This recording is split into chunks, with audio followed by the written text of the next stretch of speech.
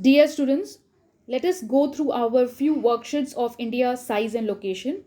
Very important chapter as it tells us about where does India lie and what about the size of our India.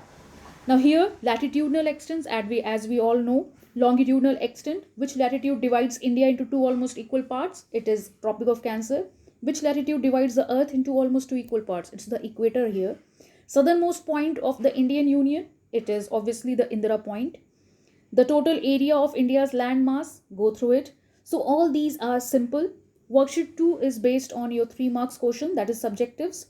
Worksheet 3 again, which will help us in our coming exam, that is all 1 mark questions, so go through it.